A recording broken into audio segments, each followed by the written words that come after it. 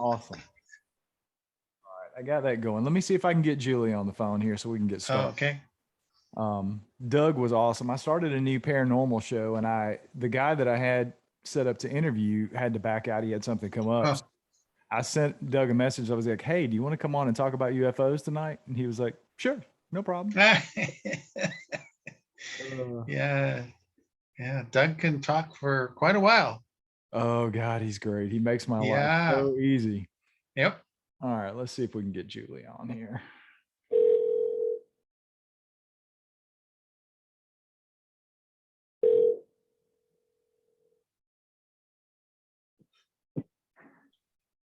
Hello. Hey, Julie. Hey. Hey, it's Brian. How's it going? Good. I've got David here as well. So. Hi, Julie. Good. Hi, David. I can hear you well. Can you hear him, Julie? No. You can't hear David? Uh-oh. Uh-uh. Well, that's a problem. Let me see if I can fix that.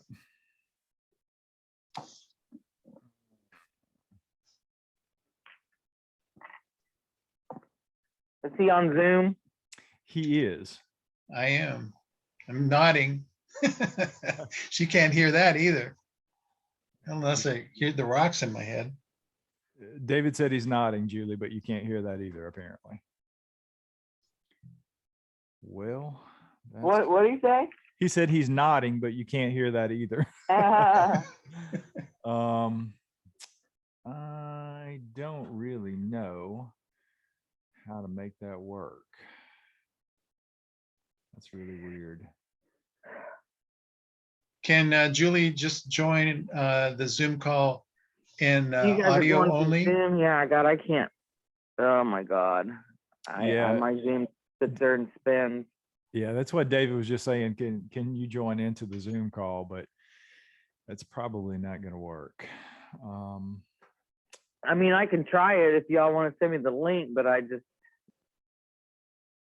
I highly doubt it. Plus, we're just here in about 5 minutes. We're going to have a storm coming from Hurricane Ida. Oh, that's great. Great. No. Yeah, so my internet will probably not be working at all then. Let me try something else.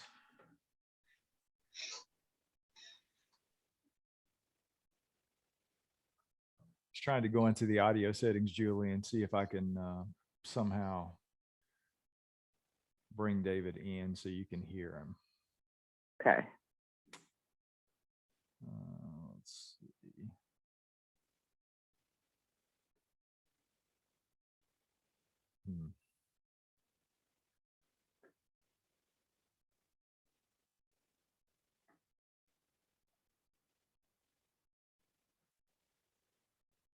Just trying to turn the output up to see if he could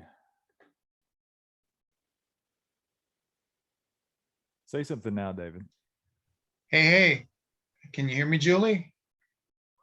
Yeah, I can't hear him. Okay. I'm looking up at on my end. I see in the upper left-hand corner where it says Zoom meeting. Mm-hmm. It says original sound, and then it says off.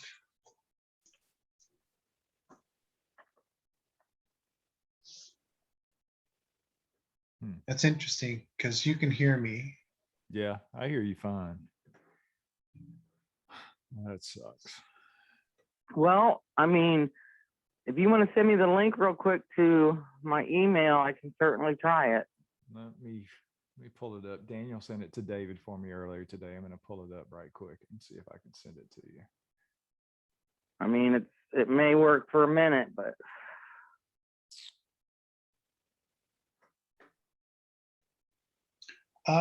it's fixing to break hell here in just a few minutes. Ida's on top of us. That sucks. What's left of it. So, Brian, on your end, do you have the capability of not using your headphones and then I'm playing sitting right here with my email open, so whenever you send it, let me know. Okay. What's your email? I got it's julie.wrench@yahoo.com.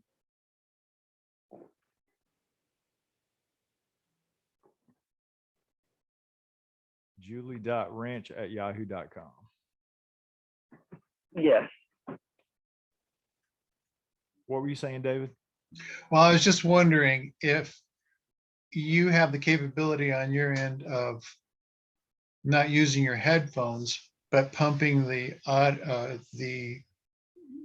phone call through your speakers. Yeah, I don't. I record Okay. through a board. Oh, okay. Never mind. And yeah, so I was trying to figure out maybe if there was some setting on the board that wasn't. I just sent that email, Julie. All right, let me take a look here.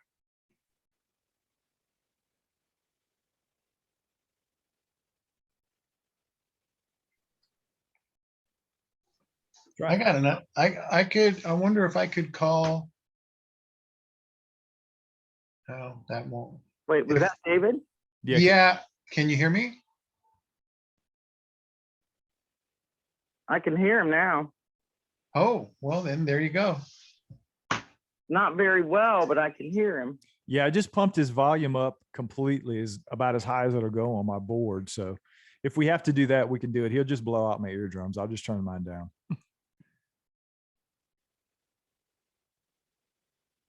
I'm checking my inbox here. Julie, can you hear me now? I don't know if she can hear me, Brian. Yeah, I think she's actually, if I sit with my earphones up against the my microphone, she's hearing you through my mic. So, Can ask Julie if she can patch me in, call me on my cell phone, and patch me into her as a joint call, and then she can just hear me on the on her cell phone. that's a good idea. I don't know if Julie. Yeah, go ahead, Brian. I can barely hear what he said. Okay. He said you could call him on his cell phone and you can hear him talking over his cell phone, and you can just have us on a dual call, like a conference call on your phone. Yeah, just tell her to patch me in. Okay, so hang up from you and try calling his number. Well, actually, just patch me in. Tell her just to she should have the capability on her phone to You should put you on. Are you on an iPhone, Julie? No, my mobile phone doesn't work here. I'm on a landline. Oh, Well, David, you might need to call her. okay.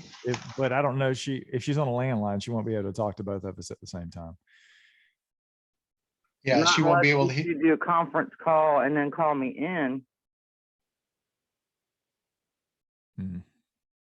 Yeah, I don't know how this works. I'm still looking for the email. Yeah, I sent it to you a few minutes ago. It should Hang be on. there. Oh God.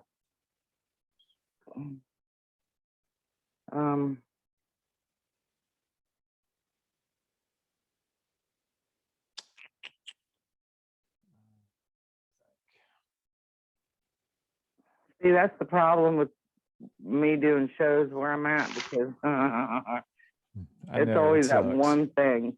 It sucks. Worst case scenario, if I have to, like I said, I can. No, then it's gonna. If I It's do, gonna sound goofy. yeah, I was gonna say I could let her hear you through my mic, but it's gonna record you on through the mic and through the other audio, and that's not gonna work. Yeah. All right, I have the email here. Let's see. So do I just click on the Zoom? Yep. It should patch you in. And you could do it without video. It'll probably be easier. We don't have to have the video. Is it just audio or what is this? Because I know it won't do video. Yeah, it should just be audio. Okay, You let should me be able try to it. select just audio.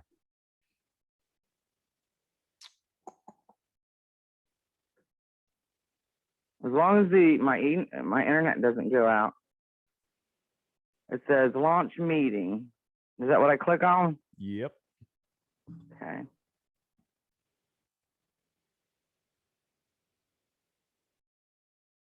Okay. Let's see. It says it's connecting, so let's see what happens here. Let's keep our fingers crossed.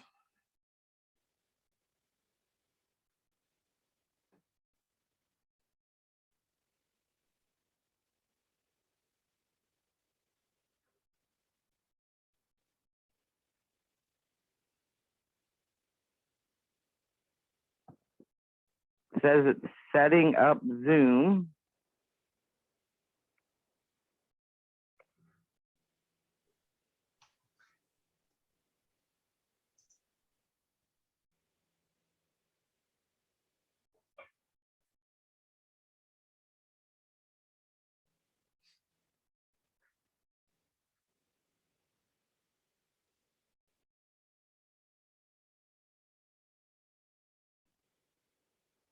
It still says setting up Zoom.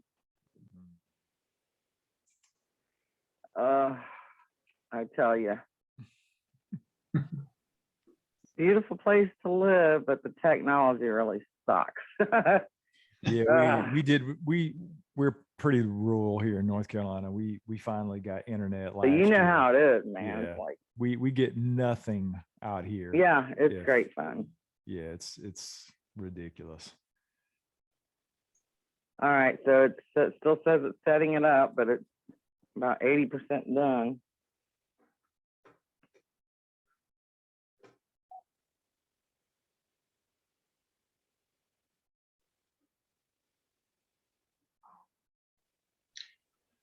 So Okay. Brian, I could try to put, I'm on headphones. Mhm. Like I could go to speakers and then call Julie on a phone call where we would both be on the same call, and then she should be able to hear you over my speakers. Yeah, the only I mean, we problem, can, yeah, go ahead. the only problem with that is I don't think I'd be able to record her on my end. I wouldn't be able to hear her. Oh,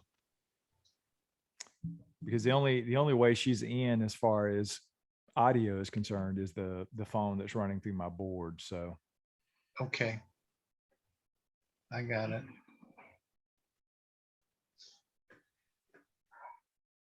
I'll just shut up. whoa, it sucks. I thought I had it figured out. I thought, okay, I can run her through the board on the phone and I'll have you on Zoom and everybody can hear, she won't necessarily be able to hear the audio, but she doesn't need to. So as far as the recordings go, but I didn't anticipate she wouldn't be able to hear you. So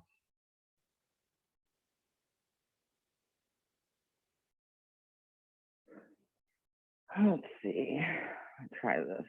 because the other option was obviously to just put you guys on a conference call. That was my original thought. I could call you both on the phone, have you both run through the board, but then let me just play one of these right quick to just make sure that Julie can't hear it.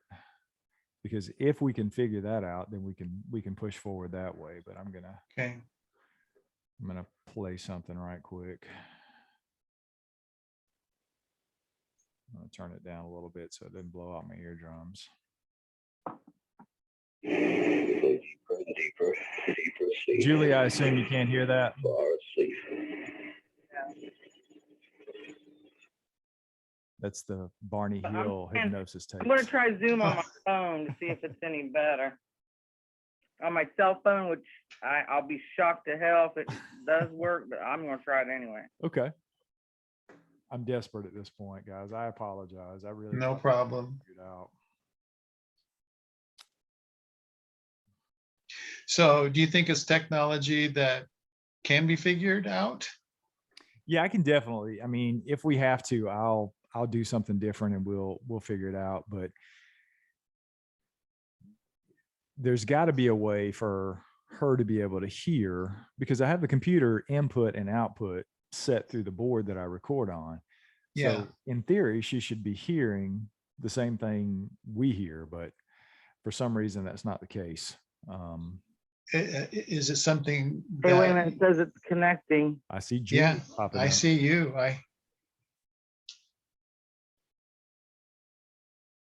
Julie is connecting to audio. Wi-Fi, hold on. Oh, boy.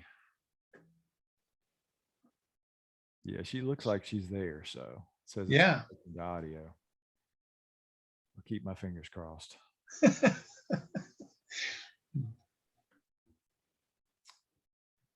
Recording in progress. So Julie's in mute on my end.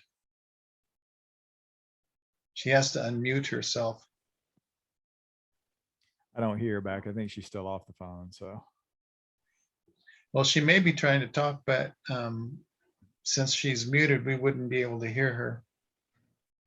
Hey, Julie? Okay, how's that?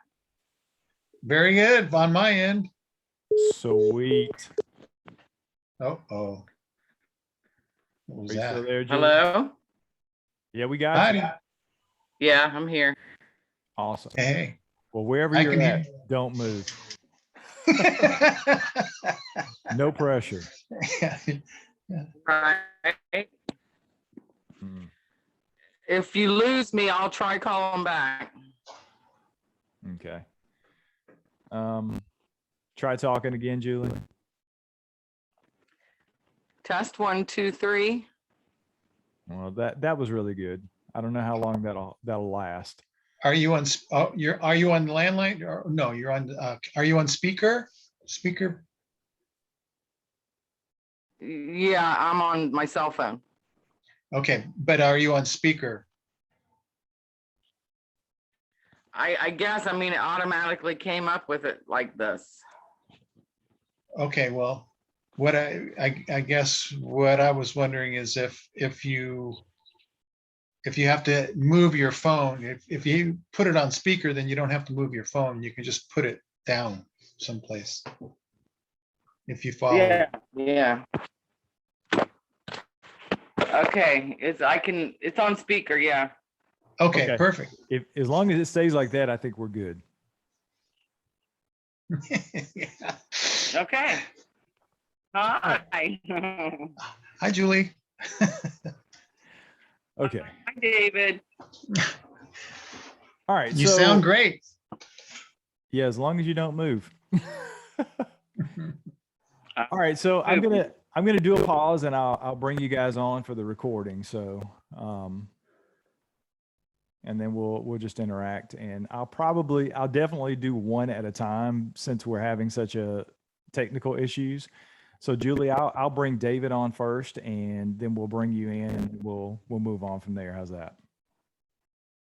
All right. All right, here we go.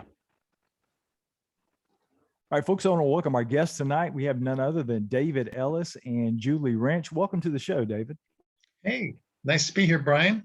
Absolutely, man. It's my pleasure. I'm so glad you guys are with us. We've had a little bit of technical difficulties. We do have Julie on, so I'm going to bring you guys on one at a time, and we'll pray that this works, right? So I know you guys are here tonight. We're going to talk about some of the recordings that Julie has sent over, and I've been stoked to talk to you guys about these. I think the audience is really going to enjoy them. So for those of us that don't know who David is, David, would you mind sort of telling us who you are and what got you into the subject, and a little bit about some of the things we're going to talk about tonight?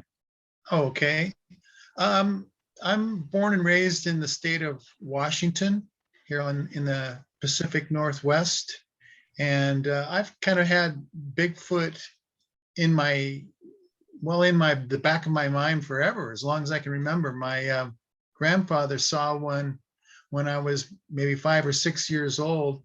He said he had an 80-acre farm near Battleground, Washington, and he was cutting hay, and up jumped what he described as a 5-foot-tall monkey that ran across the field and hopped the fence and into the woods. So since I've been 5 or 6 years old, I've kind of had the notion that there's monkeys in the woods. So, I was 11 years old when I had my own encounter, and it was pretty amazing. It was a very loud vocalization. We had stirred something up in the brush, and it started shaking trees, alder trees that were 12, 18 inches thick were shaking like toothpicks. And then it started ripping limbs off, and then it cut loose with a 12-second scream. And I say 12 seconds because it's very similar to a recording that John Andrews captured. And it was about that long. But I described it to my parents as a vocal that sounded like an elephant trumpeting and a lion roaring at the same time. It was two sounds. So I guess that kind of got me interested in audio as well, because that was my personal experience. So kind of fast forward to a current time. I started following Bigfoot things on the internet. And then in 2005, I attended a Bigfoot conference. And from there, I started interacting with some investigators, and we'd go out on the weekends and have fun experiences in places where known activity had taken place. But I got a little bit tired of just having, stories. I wanted something documented. So I started recording. And my first recording was really, really lucky. Went to a place where we had activity, had heard wood knocks. And this time when I went to this location, I was ready. I had a bionic dish and a digital recorder, and we had yelling and screaming and wood knocking and all sorts of things. So that really got me amped up to really follow the audio, because it was a way to document. So since about 2007, I've been field recording and meeting people along the way. So it's just been something that I really enjoy doing. And I've had some mentors along the way that have really, really helped. And that's how I got into analyzing audio visually through spectrographic analysis and comparing what I can use the term voice prints, I guess, because that's essentially what they are. They give that kind of detail. You can recognize a vocalizer visually. That's how much detail is in a spectrogram. So you can tell if it's a dog, if it's a coyote, if it's a bear, if it's a cougar, if it's a cow, if it's a donkey. Everybody has their own kind of signature and where they resonate in hertz. So as time marches on, I've been kind of known as in the field as a guy that can take a look at what people record. And I've got recordings from all over North America, and there are sounds that fit in certain groups that I'm kind of following, and that will be evident in the audio that Julie's got collected for us tonight. So that's kind of me in a nutshell. I'm a member of the Olympic Project, have been working with Derek and Shane and the gang since about 2010. And that's really, really what has gained my notoriety because of the Olympic Project. So kudos to everybody in the Olympic Project, and we have a lot of fun. It sounds like it. I love the things that you guys do. I actually have Shane Corson coming on the show sometime in September, so I'm looking forward to talking to Shane. Let's get over to Julie. I hope Julie's still with us. Are you there, Julie? Yes, I'm here. Awesome. Well, for those that don't know Julie Wrench, why don't you sort of tell us what got you into this Bigfoot thing and what you've been doing out there near the Uwharrie National Forest? Okay. My name is Julie Wrench, and I currently now live right outside the Uwharrie Forest in my home. but I've always had an interest and a fascination in cryptids in general. And then back when the Legend of Boggy Creek came out, and my mama took me to go see it, I was hooked on, what the heck was that? So, I've always had an interest in it. And then about 7 years ago, I had gotten the Facebook group Monster X Radio and started listening to their podcast because I've been listening to podcasts for some time, and somehow I ended up doing shows, co-hosting shows, and so forth with Shane and Gunner, and Thomas C would come in towards the end there, and we did that for several years, and I'm still doing shows for Monster X Radio. But that's kind of what got me interested in, staying with actually going out in the field and investigating, because I'd always talk to people about their own experiences. And I knew the Uwharrie had a long history of sightings. But, I've only lived here about 4 years. I had moved to Ohio for quite some time. And then 4 years ago, I decided to move back home here.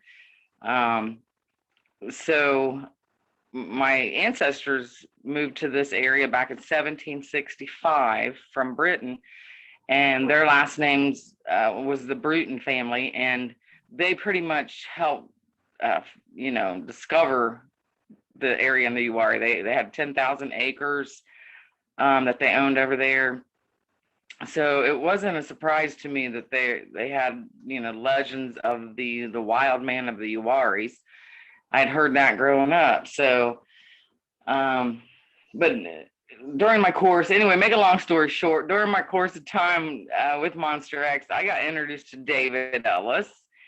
And David, I had been sending other people's audio to David for some time, and he was gracious enough to give his time to analyze stuff and get it back to them. And then I moved here to the Uwharrie, and I was sitting out in my backyard one night. I'd been here about 6 months. We had a lot of things to do in this house when we first got here because it had been vacant for over a year. So, we were busy working on the house, we have about 10 acres that is completely fenced in. So we had all fence to take care of and stuff. So finally, about 6 months in, I finally got to take a break and sit out and enjoy my property. So I'm out the fire pit. So this is going on for a little while. And one night I kept hearing these sounds and I mixed up with coyotes. And I was like, record this and send it to David. Just so he can tell me that it's good, right? Because I was sitting out there going, what the heck is that? So I sent it to him, and he had a couple clips of interest, and he sent it back to me, and he goes, I think you might have company. So then he asked me, he said, since you're right out the side of Uwharrie, would you be interested in doing an audio project? And, of course, I'll help you. You send me the clips, and I'll analyze it. And that's kind of how it all started. And that was going on 4 years ago that we started this project, and we are still in it. Well, I know there's a lot of activity around the Uwharrie National Forest. I've had several folks on the show from that area, and there's tons of activity and tons of vocalizations that people have recorded out there. So why don't we just move into it? If you guys are ready, let's just go ahead and get into some of the audio that you sent, Julie. I'll go ahead and play this first clip there, and we can let the audience listen to it, and then we can talk a little bit about it.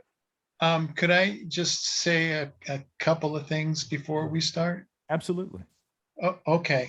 I just want people to know that the audio has been reviewed visually in a spectrogram, and sometimes your ears can fool you where you think you know what you're hearing, but it's the visual cue that I work on and combine it with the what I hear as well. But there's visual cues that are very important, and that's what spectrographic analysis really does help with, because it does identify for sure, things that we know. So what we're going to hear tonight are audio that we don't know. We're not claiming that it's a Sasquatch that we're hearing, but they are highly suspicious, and they are sounds that are also being recorded in other study areas across North America. That's one of the things that really needs to be stressed, is how much similarity some of these sounds are to other areas. And that will become evident in some of the things that we hear tonight. I do edit the audio clips for clarity and enhancing the sounds of interest and de-emphasizing the white noise or the noise, the ambience around the noise, so we can focus in on that. So if people are wondering if this audio has been edited, yes, it has, but I also would like to know you to know that I edit in a spectrogram. So I am enhancing only the sound that I want. And I'm not, and it takes a critical ear to do this editing. It's a long process, huh, Julie? It takes me a while to get back to Julie with some of the. Oh yeah. It's not a slam dunk. You can actually change the sound if you're not careful with what you do. So, and we always save the Right. clip, so there is always the original that you can compare to the edited version. But the sounds have been enhanced so that we can really, sink our teeth into what we're hearing. And like I referred to before, some of the sounds are in groupings, and I like Monongahela's term for this. He calls the groupings lexicons. So we're looking for lexicons of sounds that are similar all across North America, identifying a specific suspicious target. We can't say it's a Bigfoot because they haven't, been discovered yet, but these are some of the clues I think that will help us inch closer. So anything you want to add, Julie?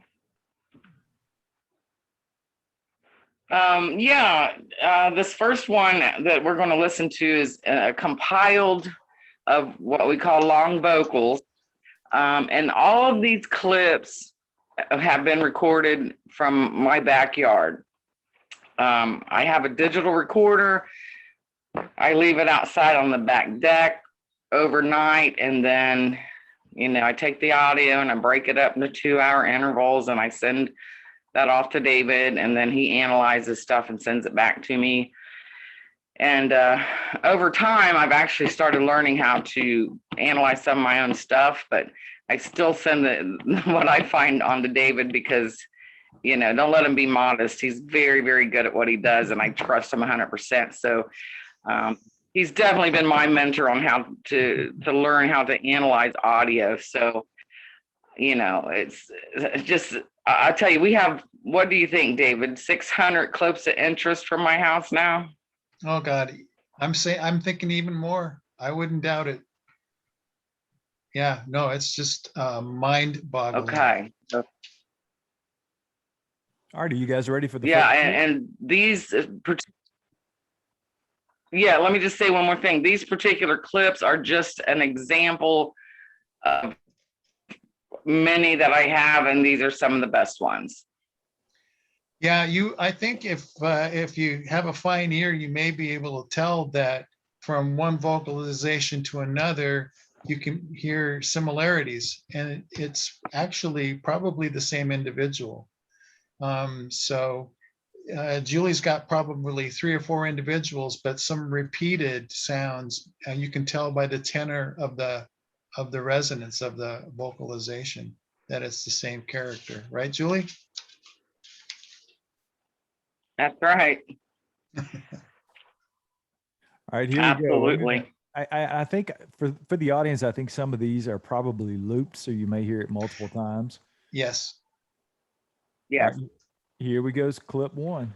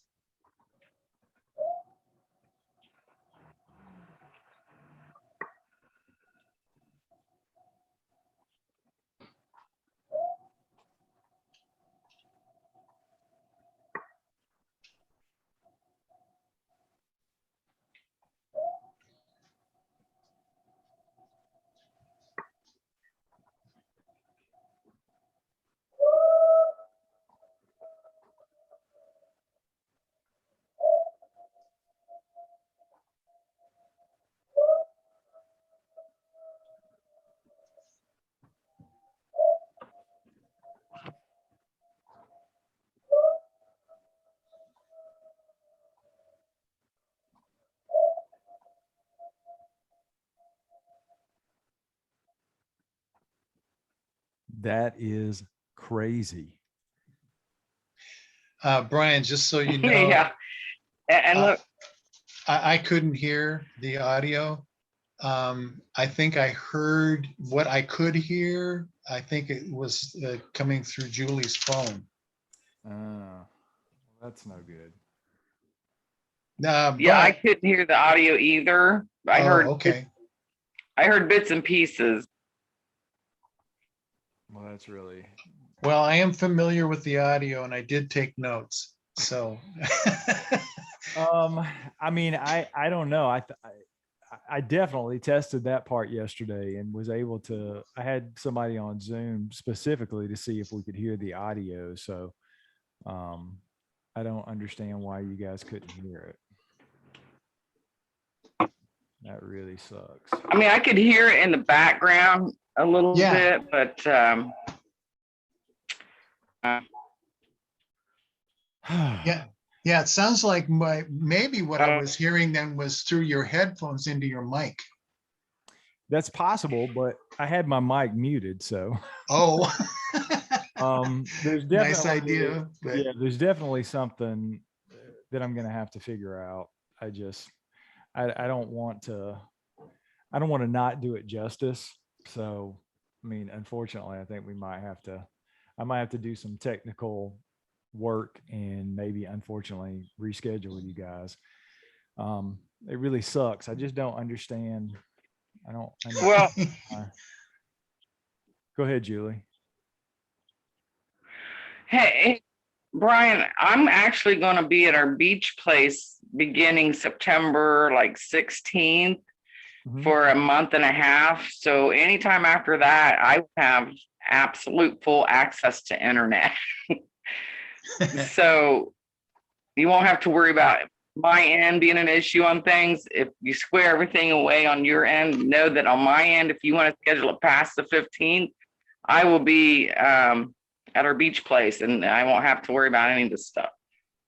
Okay. Yeah, I will actually be in town. I don't have anything. I've got one of our family friends is coming into town that week, and I don't have anything scheduled as far as interviews. But David, do you know? Yeah. Not to put you on the spot. Are you? No, I'm fine. Yeah, I can. Yeah, that'll work. So you thinking maybe like the 17th or Yeah, whatever date in September works for you will work for Well, us. Go ahead, let Jim. me ask you this, Brian. Mhm. When you're playing the audio, is the audio going to play correctly in the show when you play it? Oh yeah, When it's you post the show, are listeners going to be able to hear it? oh yeah, they'll hear it Okay. it's crystal clear on my end. So they can hear it. So they can hear it, but we can't necessarily hear it that well. Do you think we could move forward with the show now, David, and just know what we know about the sounds? Or Sure. Yeah, I mean, we can try, Brian, if you want, and if it just doesn't cut or make your mark, then we can reschedule. I don't mind doing it twice. Well, I appreciate that. Yeah, if you guys want to push forward, we'll do that, and we'll just pick up that, and we'll just play it in the order that you sent, Julie. And if everybody's on the same page with that, then you guys can just talk about it, and because like I said, the listeners are going to be here. It's coming through my board crystal clear, so it'll be perfect for the show once I edit it. Just Okay. in case, I'm pretty All sure right. that I have the right order, but just in case something changes, could you just state the name of the file? Yep. And then, because I've got notes on each file here. So Yeah, so that one was the long vocals. Then we've got compiled short vocals, the crow talker, compiled horn vocal, 3 interesting howls, Yeah. singing, the 5 loop, then an unknown voice sounds, distressed, the Wookiee, drumming, knocking. Let me pull it up here so I can see the rest. Knocking and distant howl, lion growl noise, impressive percussive. What is all this? And the last one is the natives are growing restless. Okay, I'm good. All right. If you're good with that, Julie, we'll press on, and if we need to reschedule and redo it, we can. Yeah. How about that? You guys are troopers. Well, let's see what happens, because I actually have them. I have the audio right here in front of me, so I can just mute y'all and play while you're playing your side. Yeah, whatever works. All right, I'll press on. I'll pick up after that, and we can just let you guys comment and talk about it. Okay. Okay. Well, that was definitely Okay. some impressive audio. That was the long vocals. Julie, did you hear that real time when you recorded it, or was it set up and then you came back and heard that later? Well, there's several different subjects throughout this, and this is different months, different days, even different years in some of this. Some of this is spread out in a couple years' time. A lot of this, yeah, I do hear when I'm sitting out at my fire pit alone in the dark at like 1 or 2 in the morning. And sometimes it's very close, and sometimes I can actually feel it reverberate through my chest. Well, you're definitely braver than I am. I've heard these things from about probably a half a mile away on my property, and as close as maybe 50 yards away in the woods, or at least that's what I think it is. It sounds like a Sasquatch to me, but clearly that's not what we're saying these are. But just that 50 yards away, when I'm in the safety of my house, scared the shit out of me. So I can only imagine what it's like when you're sitting out by yourself and there's nothing but dark. David, correct me if I'm wrong. Oh, yeah. It sounded Oh, like yeah. to me in my untrained ear that I thought I heard maybe some knocks in the distance mixed in with some of those. You did. Yeah, that's in my notes that in one of the clips, there is a knock response just shortly after something starts to vocalize. What we can't tell is if it's the same individual, but I'm pretty sure that the knock was closer than the vocalizer. So I'm thinking that it was 2 individuals. Now, just recently, we've had 3 circumstances of recordings coming to me where there is a knock and a vocalization that happens immediately afterwards, which is an interesting thing because that was what I recorded in my very first recording that I captured, is screaming and knocking at the same time. Now, don't ask me what that means. I don't have any idea what it means, but it's just, you note the similarities and the coincidences, and you start adding things up, and they start to paint a picture. Yeah, it's fascinating to me. I've always been very curious about the wood knocks. I've had so many people on the show and had so many talks with different people about what the wood knocks could mean. Carter Bouchard is one of those people I've had on the show in the past, and Carter's told me that he thinks that it's some signal that they use to communicate when people are in the area. Maybe the knocks signify how many people are there and how many people are leaving and those kind of things. I know it's all speculation, but it's always fascinated me with the wood knocking because a lot of people, and I've been one of those people in the past that felt like maybe that was something that was sort of made up for television. It's a great thing to go out and scream in the woods and knock on trees and say, "Oh, did you hear that?" But clearly, other people are capturing it. I mean, it was very obvious to me that I could hear something what sounded like a wood knock, maybe in response to the vocalization. It's fascinating to me. Do you catch a lot of wood knocks on the audio?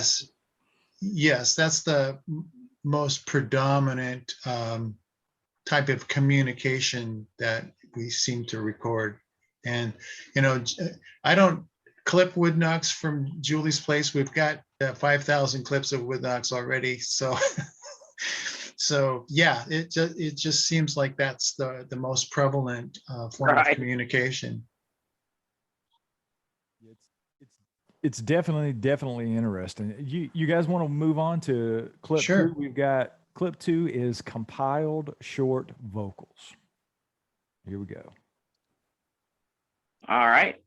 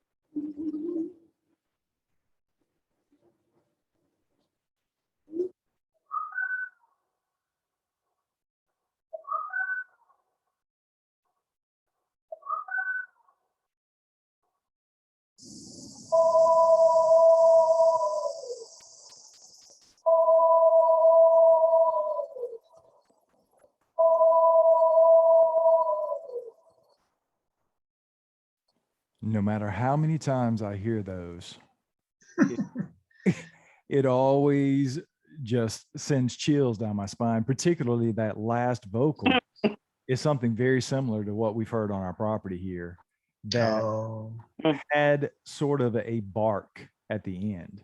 It was one of the weirdest things I've ever heard. It was probably 50 yards or so from our house. And it's crazy every time I hear it. I just get cold chills. I get that up and down the spine tingle. So tell us what we're hearing there, David. well, I don't know if you caught the one that was about third from the end. It was a very bass tone to it, just really, really ungodly low vocalization.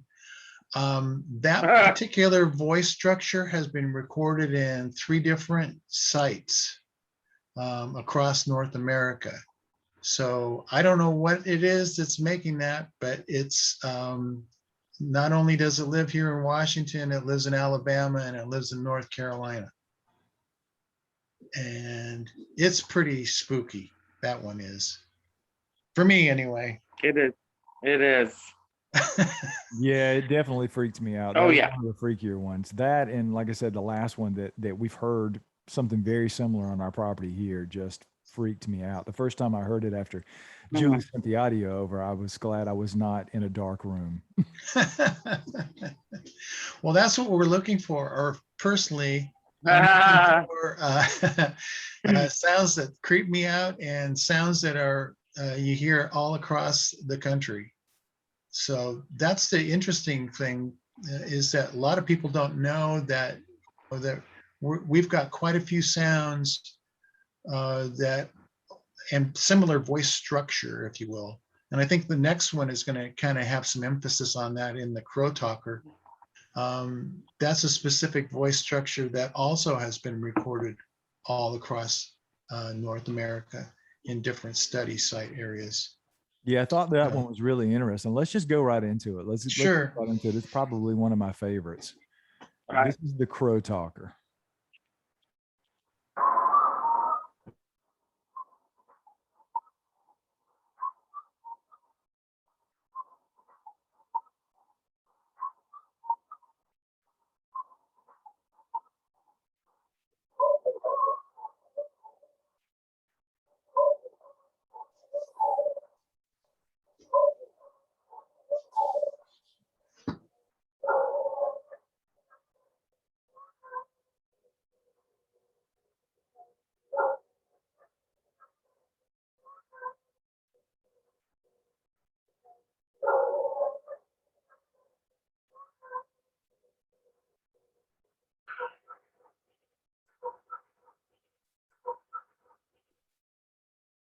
Well, if you're going for the creepy factor, David, I think you guys are.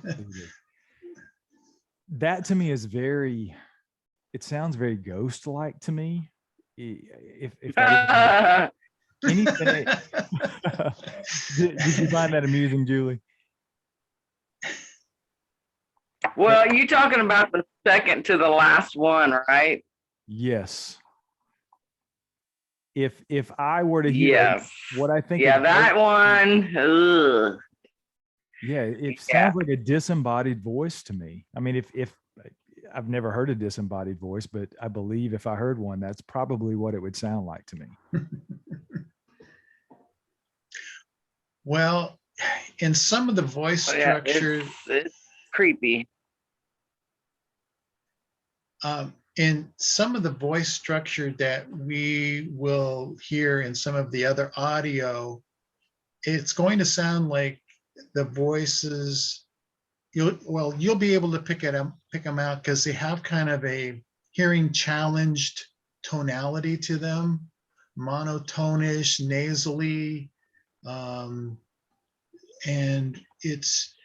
that also is a lexicon of or a type of a vocalizer that we hear all over the place.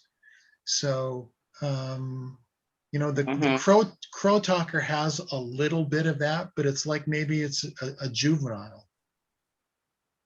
Yeah, I can definitely, I sort of hear that. It seems like it's a younger not as mature voice, if that makes sense to me. Right, right.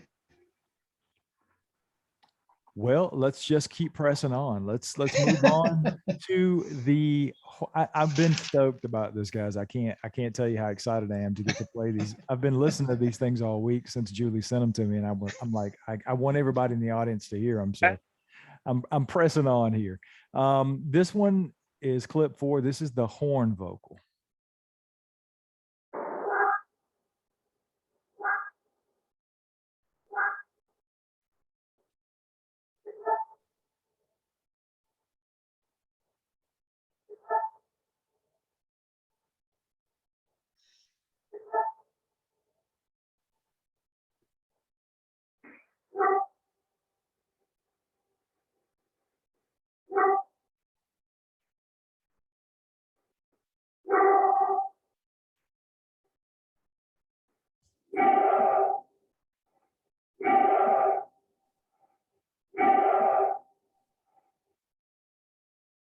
Now, David, I have to be honest, to the untrained ear, some of those sounded like barks to me.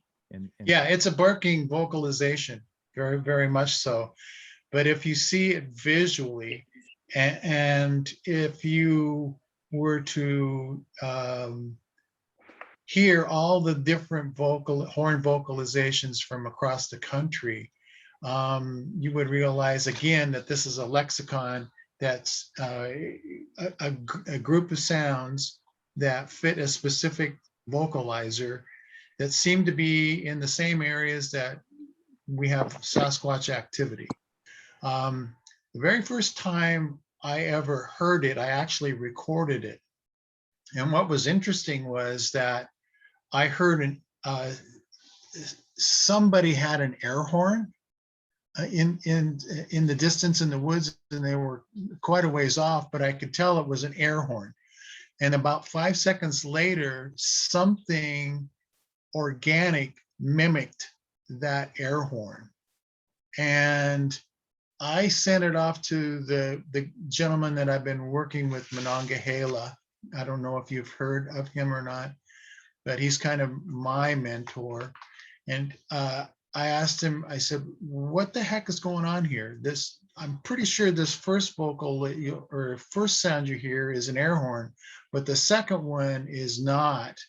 And you can very definitely see the difference between the air horn and this vocalization. They were resonating in a different area and they looked completely different.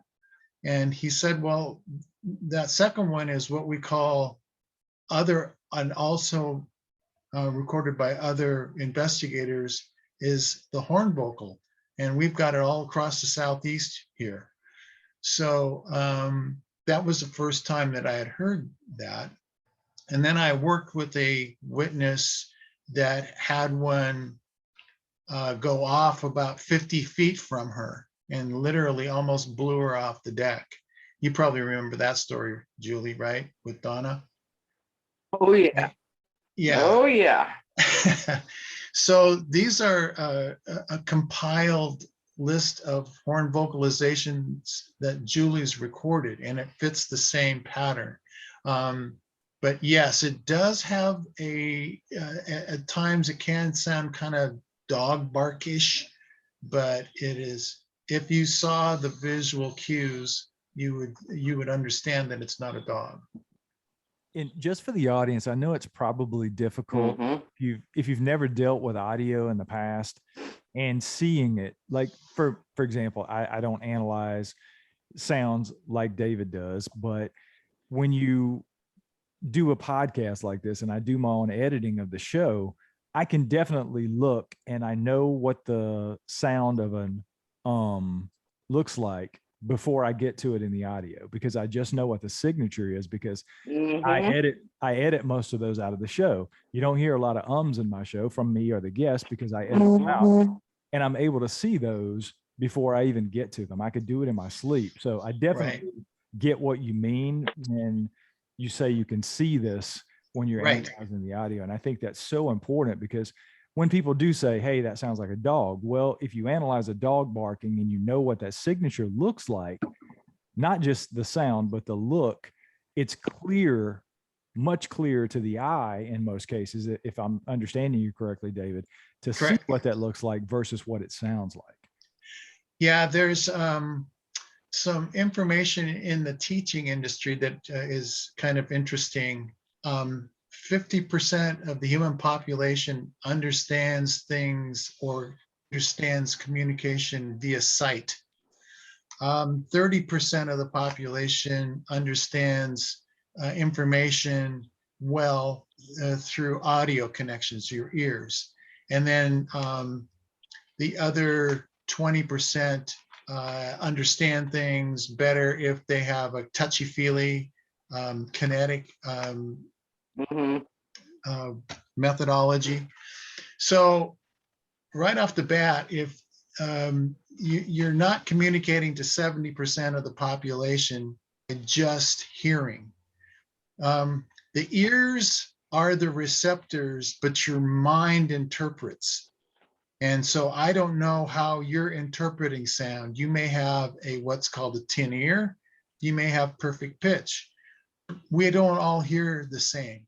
So when somebody says, oh, I know what that is, I've heard it before. Well, maybe you have an idea of where to start to look, but you have to match the actual voice print and make the connection that is what it is.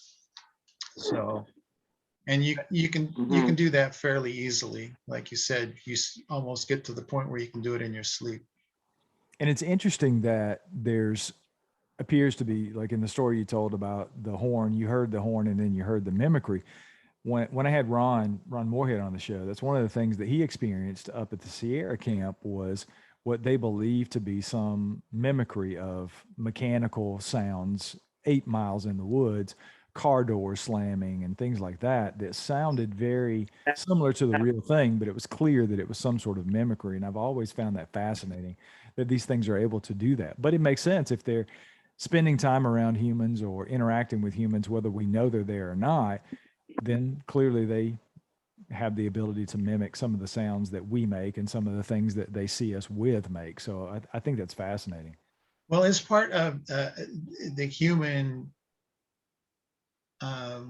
experience. I mean, I remember being 2 years old and my grandparents asking me to mimic what a cow sounds like, what a chicken sounds like, and getting a laugh out of my attempt to make the sound. So I mean, we even in the human condition attempt to mimic sounds. So very true. All right, let's move on to the next clip we have. It looks like it's clip number 5. This is 3 interesting howls.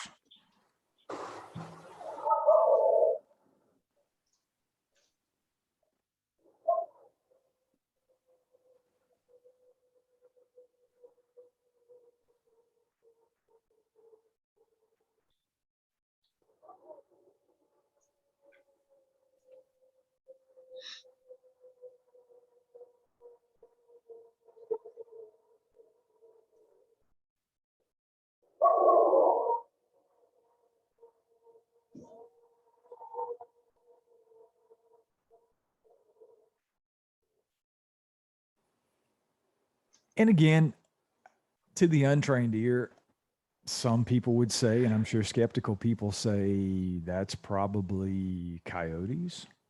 There are coyotes in that. There's also a dog bark that starts that, but it's the one in between the dog and the coyote. So I know the label is 3 interesting howls, but one is a dog, one is something else, and one is a coyote.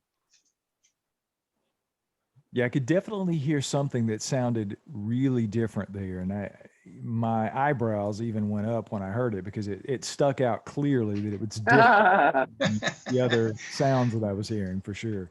Exactly. Yeah. Are you hearing? Yeah, and that one was not looped. Right. I'm sorry, that one was not looped. So the 3 there's 3 background sounds between the dogs and the coyotes. And whatever that is has the lung capacity of an elephant. I mean, come on. It is like, it goes on and on and on. Yeah, that's what I It's thought. nuts. The first time I heard it, Julie, that was exactly my thought. I thought, is this ever going to end? Because most coyotes and Yeah. most coyotes and things that you hear, they're not that long. Right. It's like you said, the lung capacity to hold the note as long as this thing's holding it. That was the immediate thing for me. I was like, wow, that's definitely not anything I've heard before. This is one of the ones that I found interesting as well. They're all interesting in their own way, but I found this one to be particularly interesting. This is the singing clip that's coming up. It's looped 5 times, but everybody take a close listen to this.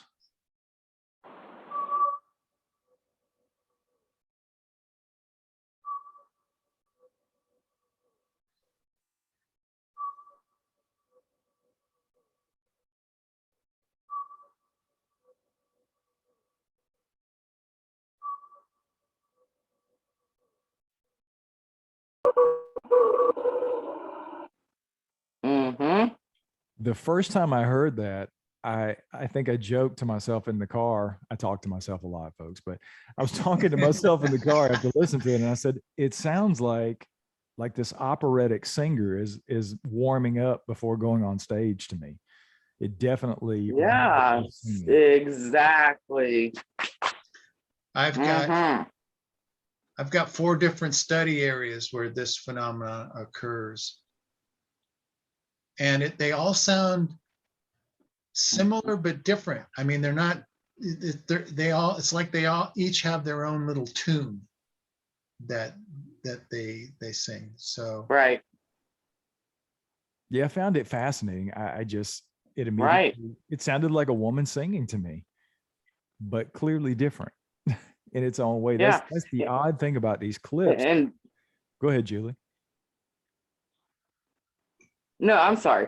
I'm on a delay because there's a storm over top of my house right now. It's remnants of Hurricane Ida, and I have this huge delay right now, so bear with me. But this is just one of like 20, 25 captures of this particular same vocalizer that I have doing the singing. That's crazy to me. Don't worry about the delay. I'm a pretty good editor. I'll make this sound good. So, all right, let's move on to clip number 7. This one, this is the unknown voice. Oh, God.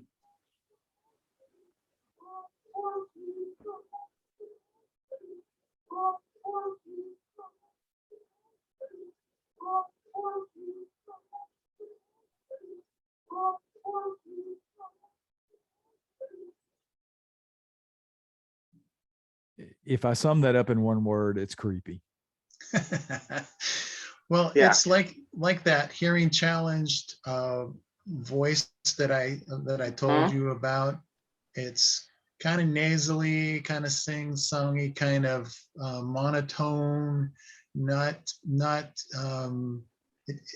necessarily pleasant to the ear. No. But I don't know. I don't think that it's because Sasquatches have poor hearing, but it just may be a specific way that they vocalize when they're in a speaking sort of pattern. Mm-hmm. That's one of the things that I've always been fascinated with, because some people that I've talked to think that these things have, they're sentient beings, and some people believe that they have language. And I'll admit, I've went back and forth on that, and I don't discount that. I don't necessarily believe that they communicate exactly like we do and on the same level that we do. Maybe it's a higher level, maybe it's a lower level, but I'll be honest, when I hear these types of recordings that you've captured, Julie, moves me in the direction that there is more to these things, or possibly more to these things, that we're speculating may be a Sasquatch than I ever gave them credit for, frankly. And the fact that, like David Mhm. said, Mhm. you're recording these things in North Carolina. People are recording the same sounds in Alabama. They're being recorded in the Pacific Northwest. They're being recorded in Canada, all over the world, really, almost on every continent.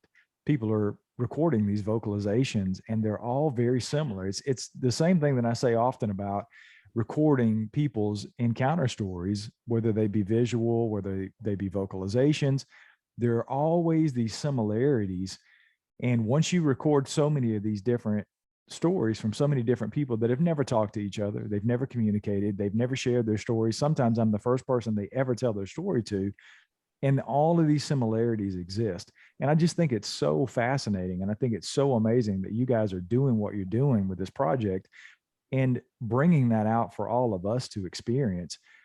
It's opened my eyes to a lot of things, frankly, that I never even thought about when dealing with this subject, and that is these vocalizations. So I appreciate that. Yeah.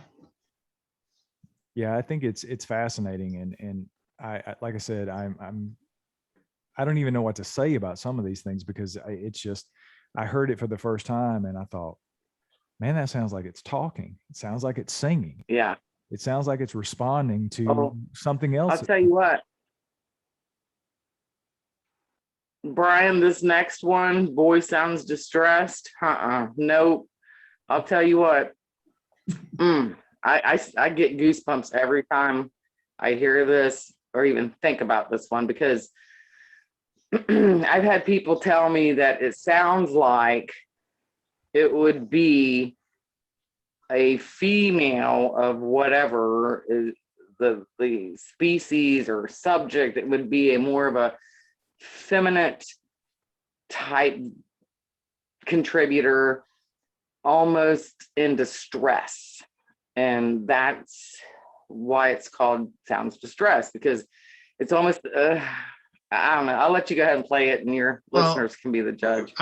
Let me also add, and to your point, Julie, is that I think if the listener is attentive, they will pick up on some sort of an emotion that is trying to be communicated. So it's not just it's how they are saying it, not necessarily what they are saying, and that is creepy, because that gets into they're communicating. There's no question about that. Yeah, and it's emotion. It's very emotional, this one. Oh, Well, thankfully, you did warn me when you sent it, Julie, and I'm glad you did, because I had the very same reaction that you had to it when I played it for the first time. So let's go ahead and play it for the audience now. This is Voice Sounds Distressed.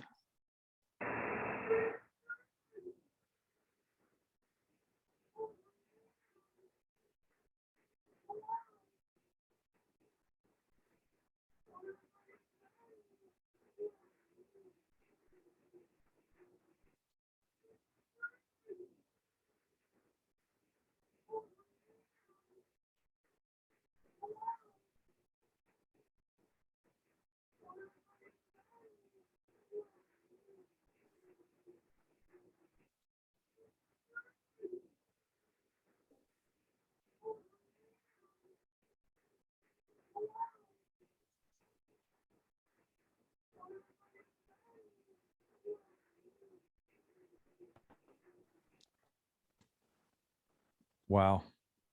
David, that sounds like some sort of a language to me. It definitely, I feel like something's in the woods, lost, or has lost something, and ugh. I feel the emotion there. Yeah. It's crazy to me. Yeah. You don't have to understand the words to get the meaning.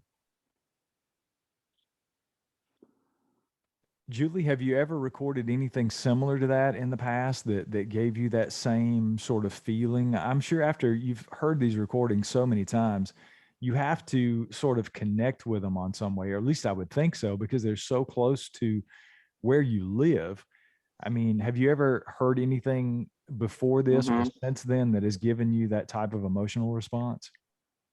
Hmm. Oh yeah. I mean, I mean, not to go down the rabbit hole too far, but I mean, I have recordings that actually sounds like something says my name, not just my name, but Jeff's name, like I've a heard, mimicking type voice. yep, But yeah. you're definitely not the first person to tell me that. I had Corky on recently on the show, who does Corky's research on YouTube. He's got tons of videos up that he's recorded around his house, and he actually has recorded these things saying his name. And it's clear as day on the Mm, video mm. that it's like Corky. And Oh, wow. other videos that I've heard people talking about, they call their dogs or they call their significant others. It's fascinating. They clearly have the ability, in my opinion, to at least mimic, if not form words and Mimic, yeah. communication. Yeah. The first time that I was in a situation where a mimic took place, I was actually recording and did record the mimic scenario. I was with my wife and another witness and had my dog off leash. And the witness called the dog. He said, "Come here, Kaya." And immediately from the woods came, "Come here, Kaya." I mean, it was not perfect, but there was no question what it just did. Yeah. So I've been aware of mimicry for sure because I had recorded it since 2007. So I'm obviously looking for mimic scenarios. And again, I've got mimicry from 3 or 4 different study areas. So there's no question that they do it. What all do they mimic? I can't tell you. Are they perfect mimics? It didn't appear to be so in the audio that I captured. It's close, but it's not perfect. So, but you can definitely tell when you hear it. Like you said, your friend that it calls his name. Yeah, when he sent me the videos and I heard it really freaked me out because it's, people say, well, it could be somebody off camera just pretending to be a Sasquatch calling his name. It's very much like the recordings that we're listening to now. It's just not quite right. And even though I'm not looking at it at a spectrogram, I can hear it with my ear that it's Right. something's just not quite there. And it's a little bit, like you said, it's not perfect. It's a little bit off to the point where the hair on the back of your neck stands up and you just know that spidey sense is tingling, like there's something more to this, right? Exactly. This next one is one of my favorites as well. Our Star Wars friends will like this. This one is called The Odd Vocals Wookie.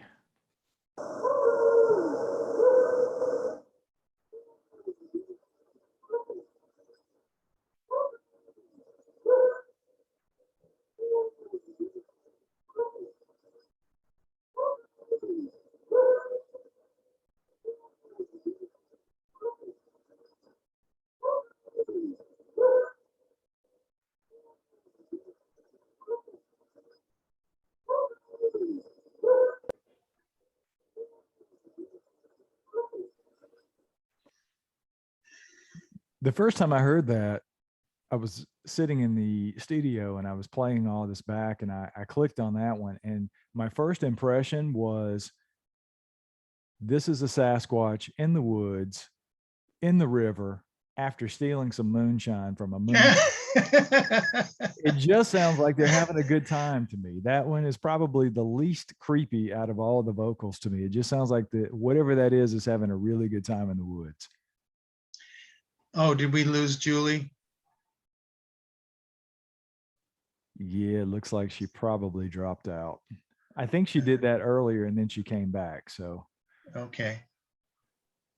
Um, I can embellish on this one. Please do. Yeah, okay.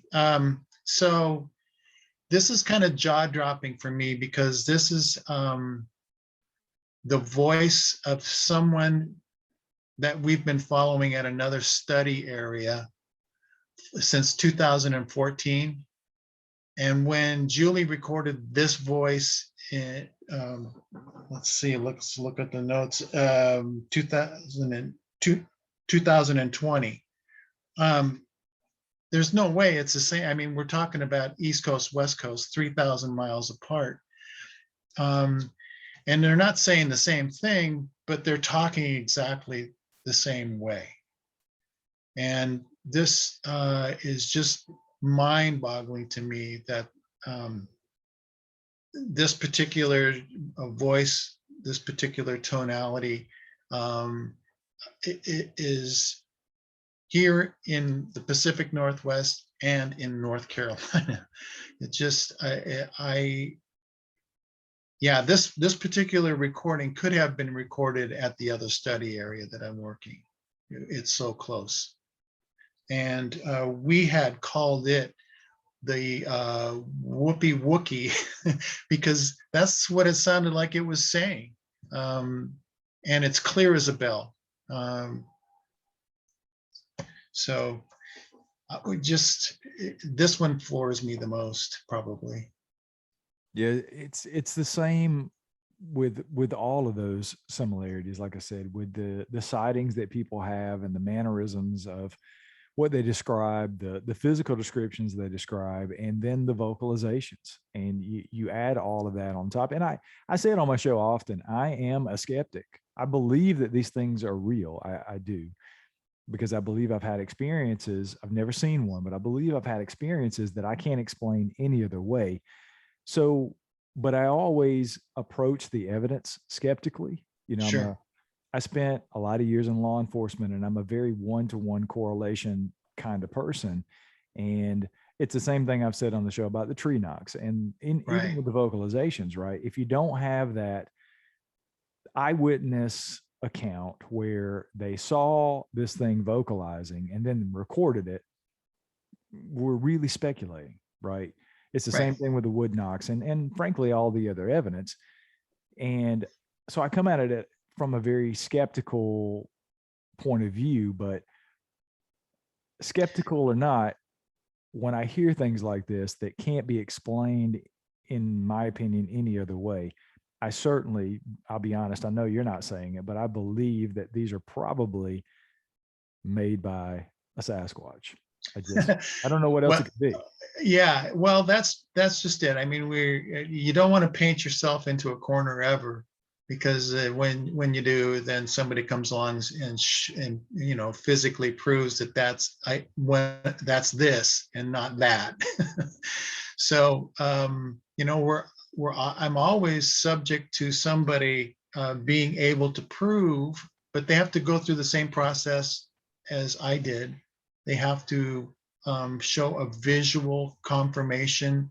And I use a Macaulay Library of Sound to go back and try to vet. You know, if I suspect it's a canid type vocalization, then I go through as many types of vocalizations as I can find. And you know, I mean, you can only do that so long, and you got a pretty good handle on what's a dog, what's a wolf, what's a coyote. And what we're playing tonight doesn't match those, so it's something else. So what is that something else? You know, so you can't, like you said, you can't be conclusive, but maybe you can get 85, 90% of the way down that road, you know, and maybe something else will come along to help us have more confirmation. Maybe somebody is going to say one day, I saw a Sasquatch make that sound that you just recorded, that you have in your library. So then it becomes more like 95%. So Absolutely. And I think that's why we're all on this journey. I think I leave my mind open and I don't close any possibilities. I don't close any doors on the show. And I always love having the evidence on. I'll listen to people's stories. I'll take a look at what they send me as far as evidence, and then I sort of make my own conclusions, right? You bet. And the same thing with these sounds, you know. Some of these things I listen to and I say, well, that sounds really like this or that or the other. And that's why I have somebody like you who has spent so much time analyzing and doing the legwork that I'm frankly too lazy to do, to say, hey, I've taken a look at this. It's not a dog. It's not a big cat. It's not this. There's nothing that really matches it. I don't know what it is, but here it is. And you make your own decisions about what you think it might be. And I think that's part of the fun of doing this. I find this interesting. I think it's fun. I love having Sure. conversations with great people like you and Julie, and having a conversation, right? I mean, that's what it ends up being at the end of the day. I don't think anybody who is in this camp of one or the other, or it's this or that, I just don't enjoy talking to those people, frankly, you know. And most of the people I think who tune into the show are like that. And that's why I wanted to I've been really excited to do this show. I know we've lost Julie, but we've got Yes. about 3 or 4 clips left to go. Are you okay? Sure. Pressing on? Yeah. Yeah, we can march on. The next clip we have coming up is number 10. It is labeled drumming.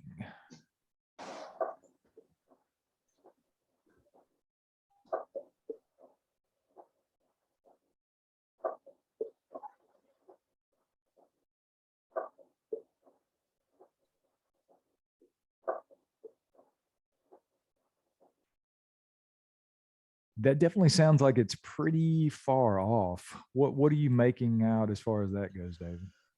Well, there's several different percussive sounds. I don't know if you picked up on that, but it's one of those things that seems to take place in areas that we're doing Sasquatch investigations, is, like you said, wood knocks. Now, not all wood knocks are the same. And just recently, a report came through where they saw a Sasquatch making a clicking sound. It sounded like a wood knock with its mouth. And that was kind of an aha moment, because I've speculated that for 14 years, that we're not hearing just wood on wood. We're hearing some sort of a percussive sound that they are able to create. And I've got tons of recordings of clicks and rhythmic sounds of, that are percussive. And that seems to be predominant in every place that we go, that we have Sasquatch activity. So it seems like that is one of their forms or methods of communication. There is one that I'm sorry to say we don't have in this collection, but I'm following a type of sound I call percussive voice. And I recorded it back in 2007, but didn't really know that I had actually recorded something. I thought it was wood knocking until I really looked at the visual. And when I looked at the visual, my mind was able to release, and I could hear grunts and groans and huffs. So I figured out, wait a minute, this is happening gutturally. This is, clicks and pops with the tongue, and huffs and grunts intermixed with it. So, and this is, like I said, this is being recorded all across North America. So I've got tons and tons of different audio with that. And I've heard other people talk about and speculate about the fact that some of the things that people think are wood on wood are actually these popping and clicking noises that they make with their mouth. I've heard that before. And I've always found that, yep, exactly. I've always found that fascinating, right? We Yeah. do that. It's a fun thing for us. Maybe it's a fun thing for them, and maybe it's even communication. Who knows? Well, what I noticed, the very first area that I called a study site that I went to on a regular basis, it was not uncommon if something was around, and I say air quotes on something, that we get out of the car and we would hear a wood knock that would be answered by another wood knock from a different direction. It was almost like they were announcing our arrival.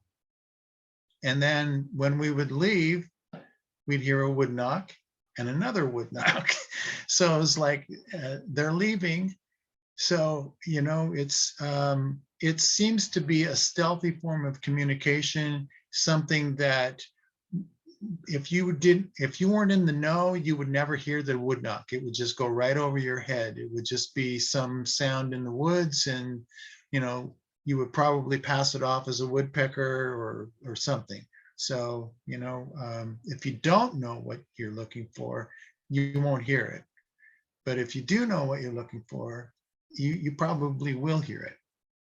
Yeah, and one of the things that has fascinated me in some of the eyewitness accounts that I've had, even when people are doing wood knocks to elicit a response, it's almost too quick for something to pick up a stick or something to make the Right, right. so it's almost like it's got to be something they're doing with their mouth or because they don't have time to pick up a stick and make a knock like that, right? Yeah, I had a witness that heard something running through the woods, and it was making a wood knocking sound as it was going along. Well, you can't make the same identical sound hitting different trees. So that was my first clue that it's most likely right that they are making some, and not always, sometimes they will hit a stick on a tree. Sometimes you hear that Louisville slugger sound that can only be like a baseball bat hitting you know, a hardwood tree. So I've definitely heard recordings like that, and it's like you said, it's very distinctive, and it's clear that it's something very heavy hitting something else very heavy. But right. then there's those other pops that you hear that could be something else for sure. Yep, exactly. Yep. Well, let's move on to clip 11. This is knocking and distant howl.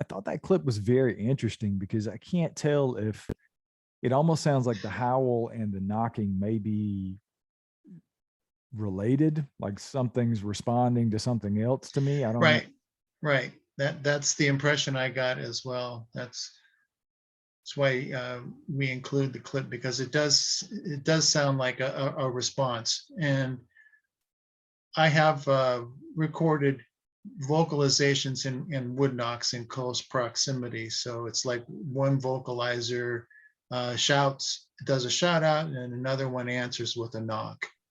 And maybe it's because the one that's doing the knock seems to be closer to you know, to us, and so they don't want to give their position away by making something that would really catch our attention. You know, like I said, a knock will fly under the radar. Definitely makes sense. Most people would hear that and just move on if it was just the knock itself. Let's move on to clip 12. This one is interesting. It's called lion growl noise.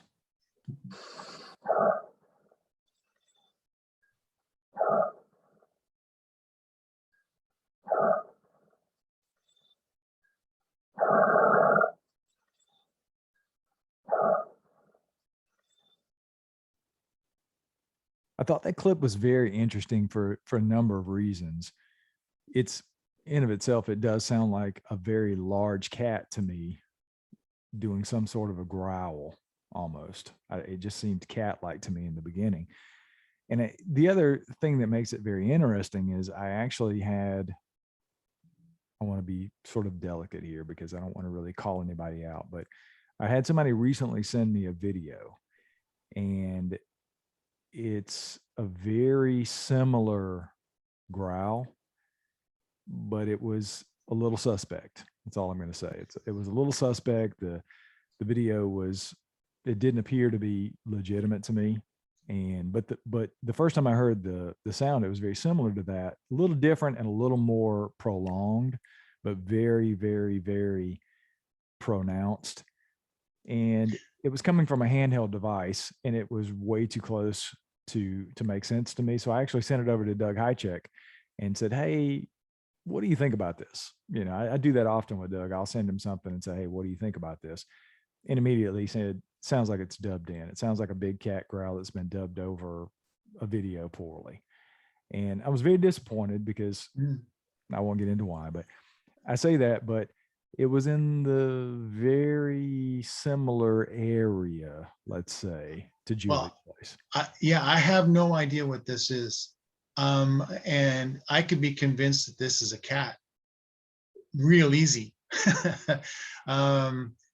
It was just something that I have not heard it before. So if it is a cat, I've never heard a cat make that particular sound. I do know that they can be, they can have a fluctuating a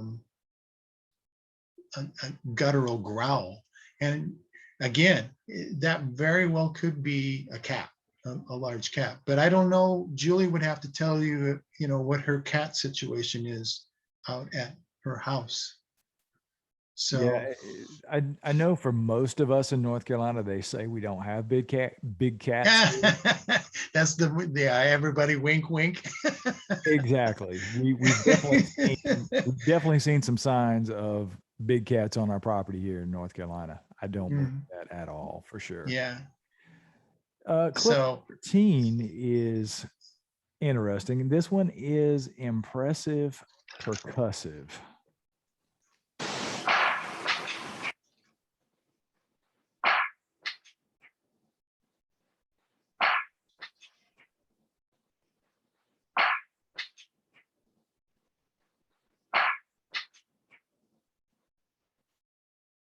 Well, that was definitely one of those that I would definitely say, I don't think it's coming from mouth pops and teeth clicks or tongue clicks, right? right. Yeah, I hear you know, and I don't know how it's done. Again, it could be a mouth pop on the wood knock. There's like a wood knock at first, but then there's rock knocking, and then there's some drumming that's going on that can be done in a multitude of different ways.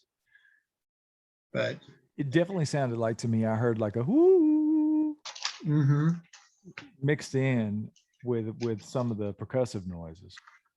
Yeah. Very interesting stuff. I like the title of this next one. This is clip 14. This is What Is All of This? Yeah, there's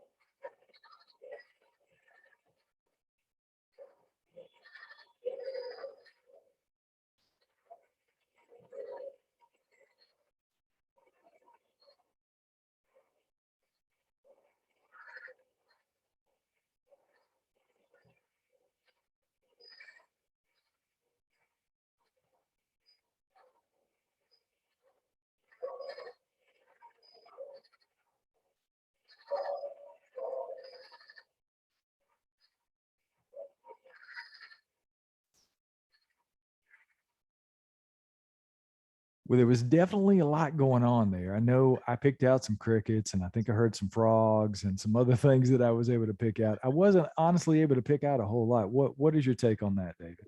Well, there's a lot going on, including a lot of natural critters, like you said.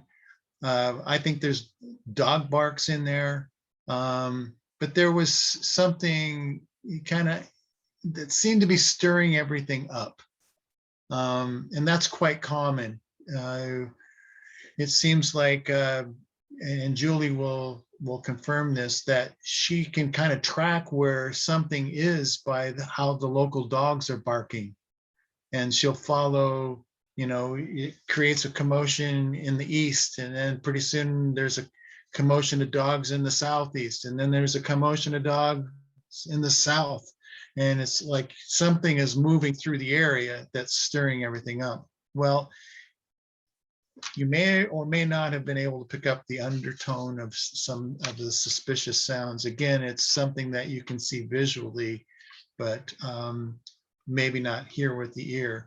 But that, if I guess for the audience, what we're trying to tell you is pay attention to your surroundings, that it's not always just one thing, that there's could be a multitude of sounds in there. And that's how sometimes we tease things out, because I have the ability to erase and remove some dogs and remove some things. So we're just left with, the sound of interest. So We've definitely noticed that around here.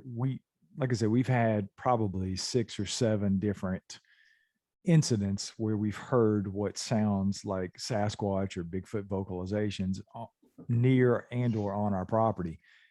And almost without fail, when we hear these things in the distance, the dogs go wild. Our nearest neighbors are probably a half a mile away, but yet we can hear the dogs barking. And it's never, it's not like it's an all the time thing, but almost without fail, when we hear these vocalizations, the dogs are extremely, really, really restless and very loud.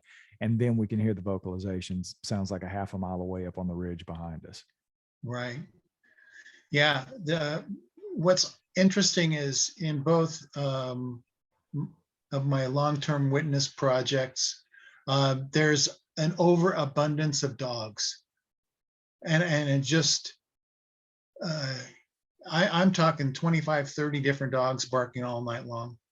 And you wonder, can there possibly be that many dogs in one particular location where everybody keeps their dogs outside and lets them bark all night long? So I've always wondered sometimes about the barking dog sounds. What are we hearing here? Yeah, they very well could be mimicking those, right? It makes one wonder sometimes if you hear barking dogs all night long, I mean, without stopping. All right, we've got the last clip. This is clip 15, and this is probably my favorite title of the night. This is "The Natives Are Getting Restless."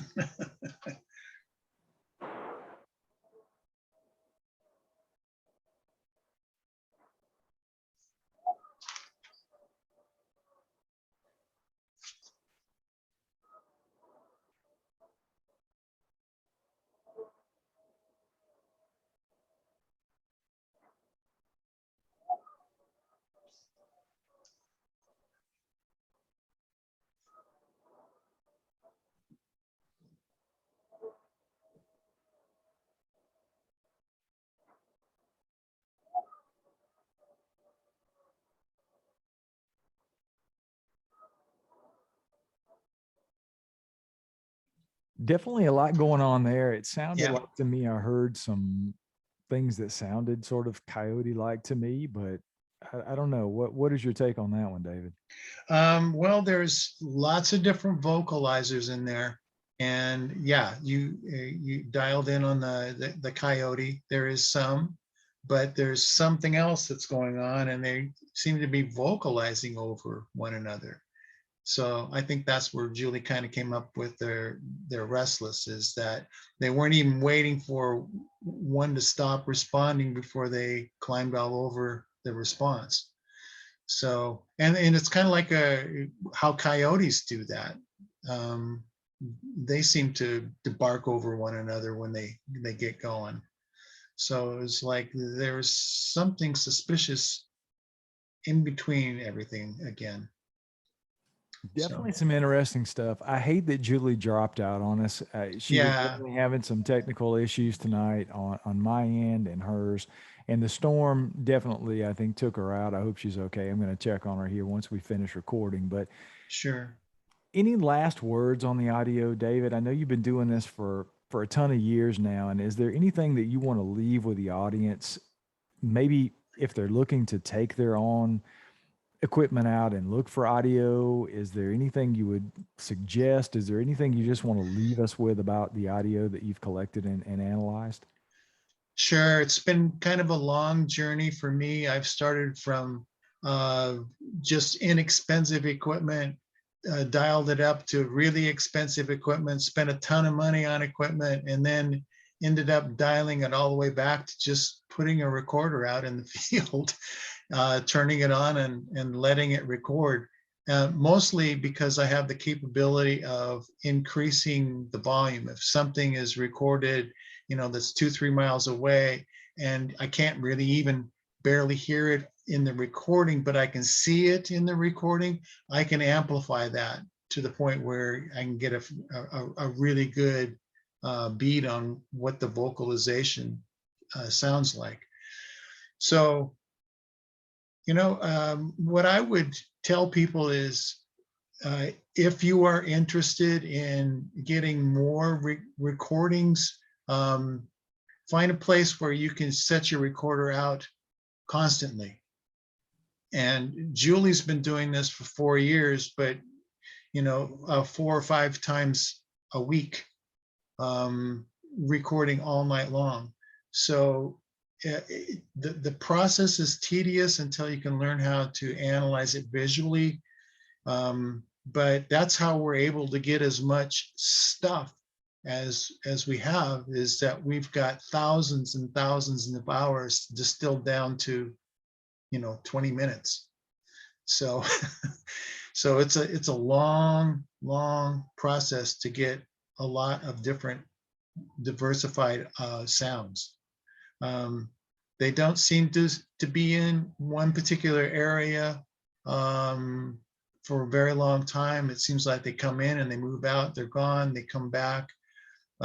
So that's why it's a long, hard process.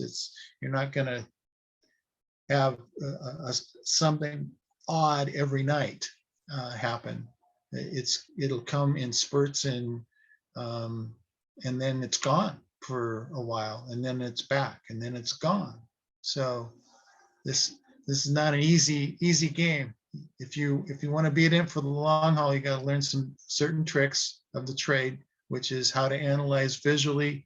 That will cut your process down, your time down, which is what it really takes. Because if you're doing 1-for-1, if you record 24 hours and it takes you 24 hours to analyze it, you won't be at it very long. You'll give up.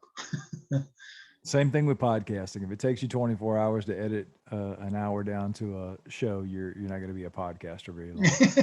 I can attest to that. Well, David, I thank you so much. I'm going to reach out to Julie and see if we can connect with her before the night's over. But I can't thank you enough for coming on and going over the audio. I had a blast, and we'll definitely have to do it again for sure. Okay. Thank you very much, Brian. It's been a blast. Absolutely. All right. Thank you. Well, I hope that I'm able to salvage all of that. If I'm not, like I said, I will. Hey, we can do it again. This could be the dry run. Yeah. I will definitely, I apologize again. Like I said, I would definitely get my stuff figured out on my end, and we'll figure out how to make the audio work for sure. I think if nothing else, the way that we did it would have worked if we'd have just had Julie on a good connection, and she could sort of be, if we were all on video and we could see each other's mouth, we wouldn't step on each other and have the delay and the issues with.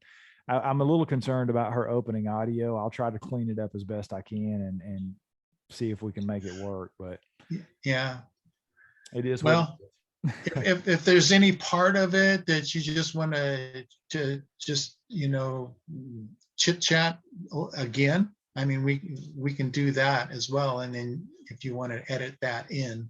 So if there's that's a good idea. We can, maybe once she gets up and she has the internet and she has a good connection, if there's anything that I need to re-record with just her, I think all of your parts were great.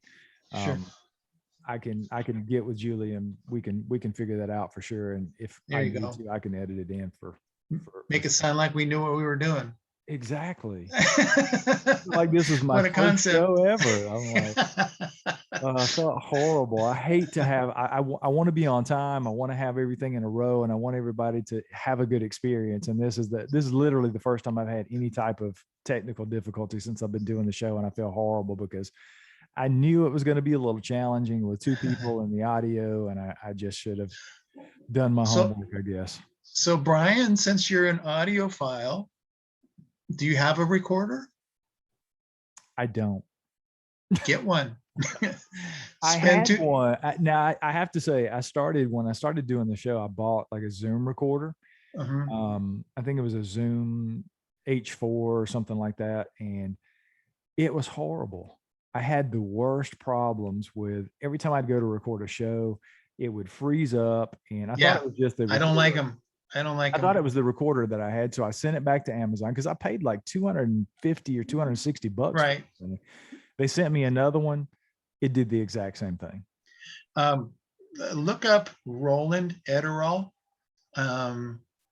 They make great equipment. It's been a tank for me out in the field. I've had these since 2010.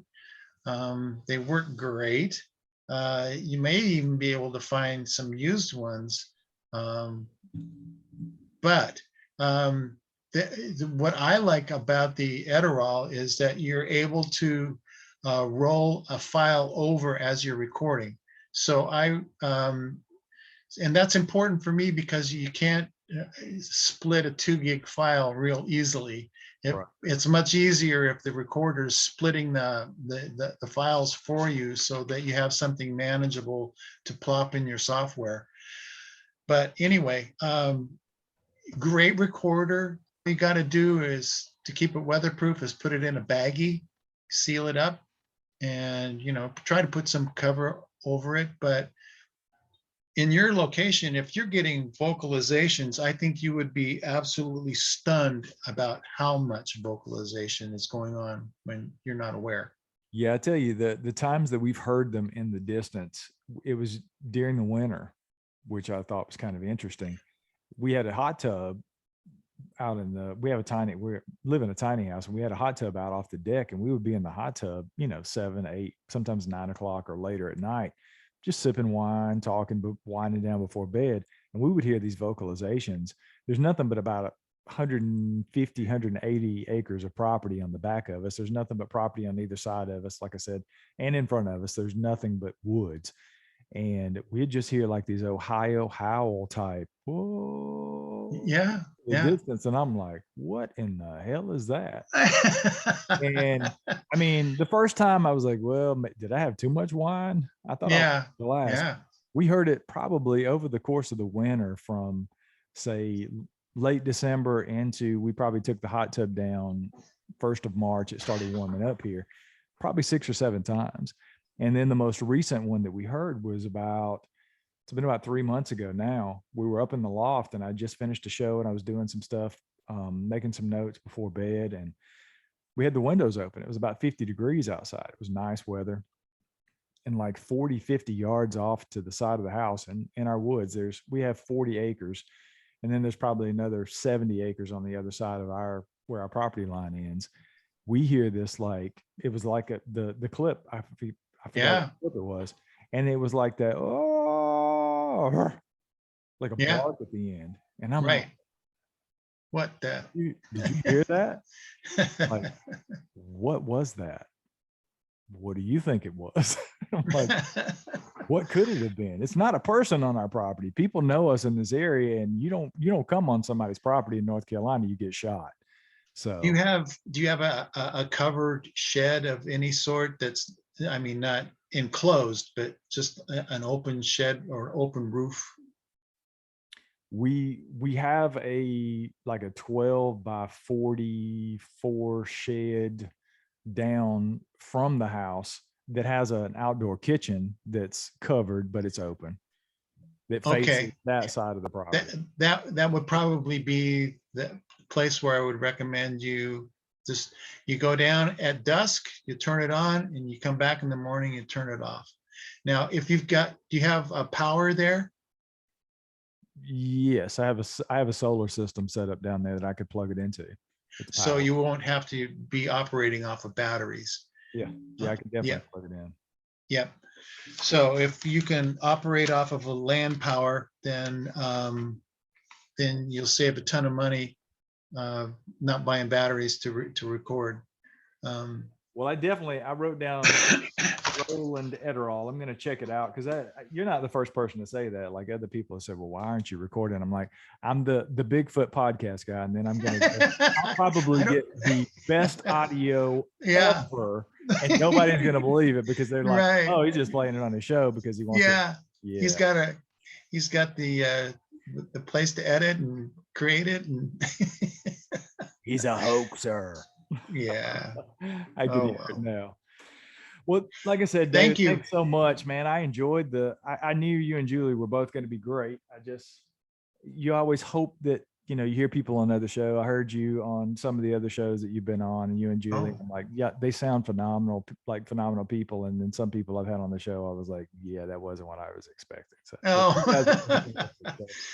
well, I almost hope we get to do it again. yeah. Well, we're always available if you want to indulge. Well, I definitely will. Like I said, I will, when I've got to put out 2 shows this week. I do the paranormal. I started the paranormal Oh. podcast. So I just interviewed Kathleen Martin last night, about the Betty and Barney Hill abduction case. Oh, yeah, yeah. She was their niece, and she's written Oh, several wow. books. She wrote a book with Stanton Friedman, the late Stanton Friedman, called Captured. And I had Kathleen on last night. It was a phenomenal interview, so. I was 11 or 12 years old when that happened, and I remember reading about it. I think it was in Life magazine Oh at yeah, the time. it's a big deal. Yeah, And it's yeah. so That's funny. how old I am. Well, Kathleen was 13, and she was Betty and Barney's niece. Betty was her mom's sister, and she Okay. remembers they came to their house right after it happened, and she got to see the car and the marks on the back of the car where they had this beam came down. It was a great interview. She was a phenomenal person to have Yeah. on the show. So, Wow. Cool. I had to start the paranormal show because I had so many people. Bigfoot people are usually a little finicky about that stuff. Wes gets away with it on Sasquatch Chronicles because he's Wes. Right. But and most of my listeners actually have crossed over and listened to the other show, but I try to separate the two and do the UFO and the paranormal and the dog man stuff over there, and then keep the Bigfoot separate. So Yeah. Well, the Bigfoot thing is so crazy that it's real easy to fall into the paranormal because we need to explain it. Well, it's the only way we can explain it. It's paranormal. Yeah. Well, let's do flesh and blood first, and then you can do all the paranormal you want. I'm the same way, and I said it all the time on the show. I keep my mind open, but Yeah. I'm just not buying that the aliens are dropping off the Bigfoot to take a walk and go to the bathroom, and then they pick them up later. I'm just not. Yeah. No. Not there. It may be, if I'm wrong, I'll admit it, but I'm just not Yeah. there yet. So, Yeah. well, awesome, David. I appreciate it. Thank man. you. And you have a good night. I'm going to reach out to Julie. Thank and you, make sure Brian. she's okay. I think Okay. she's sending me a message on Facebook, so I'm gonna tell her we pressed on. I hope she would want us to press on, and then maybe Sure. we can Well, keep it together. like we said, you can always give her a call and finish it up and get her remarks too. Make it sound like it was just all one thing. Yeah, that's definitely what I'll do if we have to. Okay. Awesome. Thanks, Brian. David. Okay. Bye-bye.